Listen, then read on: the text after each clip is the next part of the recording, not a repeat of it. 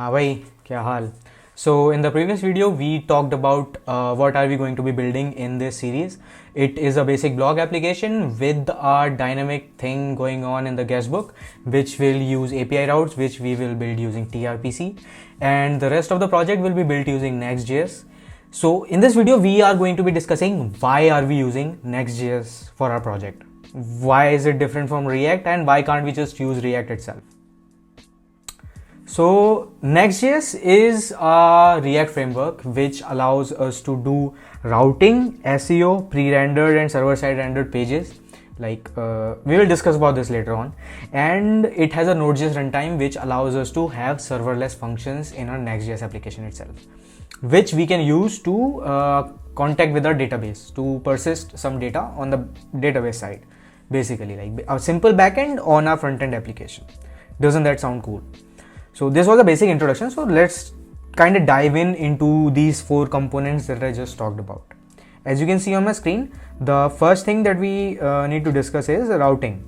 So let's just say you created an React application using Vite or maybe Create React app.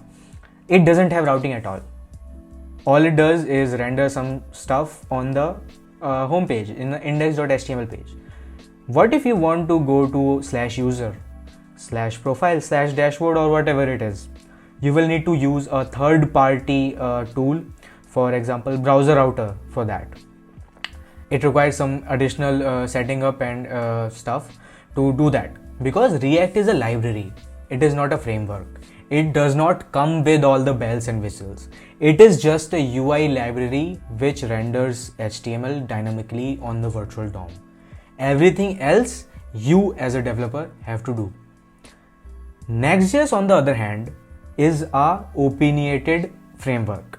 What does that mean? It means that the developers of Next.js has some sane defaults for routing and all the other things that are required to create a production level website in 2023. So for routing, you will need to use browser router or something on the React side.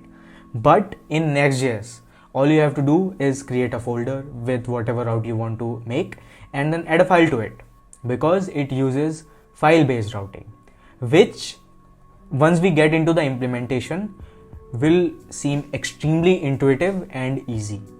And it allows us to map our URLs with the exact file. For example, you want to edit something on /user /dashboard. All you have to do is go to the code base, find the user folder, then find the dashboard folder, and then go to the index file of in that folder. But in the browser router scene, what you have to do is go to the browser router config, see where this exact route is, and then see which component is this rendering, right? You can't really go to the definition if you're using React. If you're like lazily loading the components, you have to go to the top of the file.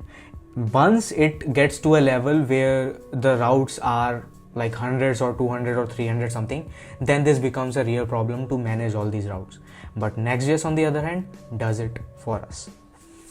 Next up is SEO, or search engine optimization. React does not have any sort of server-side optimization at all. All it has is, what you can basically do is go to the index.html file which React renders in, and then add the head tag in that file. But now what if I want to have different attributes for the search engine optimization for different pages? You can't do that. You can, but the implementation details are extremely complex. Why bother for that, right? There are some libraries or frameworks that helps us with that. For example, Gatsby, but the developer experience for Gatsby is really not that great. Next up is pre-rendered and server-side rendered pages. Let's move on to first server-side rendered pages. I hope all of you have gone to the Amazon.in website and ordered something. In the old days, if you are old enough like me, what you would have noticed is every time you click something, the browser loads a different HTML page altogether. It is not really dynamic. The backend server renders a completely new HTML page based on the request that the user did, and then send it over HTTP so that the user can see it on their browser. This is what server-side rendered pages mean. There are some definite benefits for this. For example, the performance of a web page is not dependent on the client's computer. For example, if your website is being used on your mom's phone, which is like of 10 years ago, the performance is going to suck on that if it is a React page on which the rendering is happening on the client side. But what server side rendered pages does is it just basically sends the HTML. HTML is pretty simple, right? It's just a document, right? So the performance of the application improves, I lost the word. So the performance of the application improves significantly. Yeah, that's the word. Dumb me. Anyway, another thing that Next.js provides us with is the Node.js runtime, serverless functions. You can literally create API routes, like APIs. You can literally create APIs in a Next.js project. You can't do that in React, right? You can literally make APIs on the fucking thing. Isn't that cool? You can do the database stuff on your front-end application. It won't be visible to the client, obviously, otherwise what is the point of doing that? But as a developer, this makes the developer experience extremely good. These are the 4 things that we are using Next.js for instead of just using React. Now to get a little bit better understanding of all these 4 things, let's just basically create an Next.js project, right?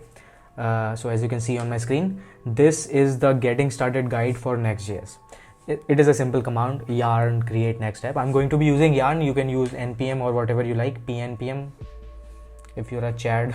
Anyway, so I'm just gonna create a new project, create next app, and what are we going to call this? I'm just gonna call it blog, because why not?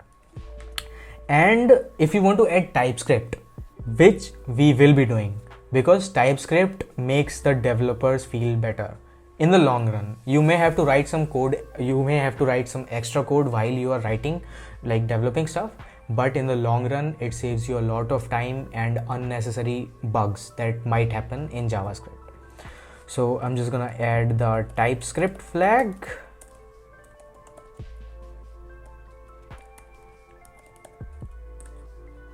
And it is creating the next step for us. Let's just wait for it. Until then, you can probably listen to some music. Would you like to use ESLint with this project? Yeah, sure, man. SRC directory with this project? No. Experimental lab? No. Okay, great.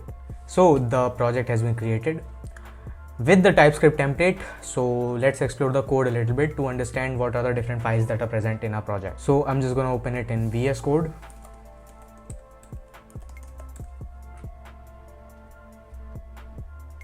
Okay, I'm just going to make it a little bigger for you folks.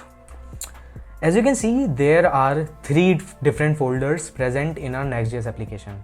There is a pages folder, there is a public folder, and there is a styles folder. Apart from this, there are some files present. Most of these you should be familiar with, but there is a different file which is specific to Next.js, which is this next.config.js, which has the configuration for our Next.js application. Let's go to the pages folder. There are 3 files present here: _app.tsx, _document.tsx, and the index.tsx. And we have a API folder to create the API in a front-end project. Isn't that cool, man? I think it is. Apart from this, there is a public folder which has all the static stuff, for example, images, GIFs, stuff. You get my point, right? Okay, anyway. Styles contains, as you must have guessed, styles for our application. There are 2 files, globals.css and home.module.css. Globals.css is a CSS file which is shared with all the components, and home.module.css is imported in the home folder in forms of CSS modules. We will discuss about them later because we are going to be using Tailwind instead of this piece of crap, whatever this is. Maybe this is good, but I don't really like it.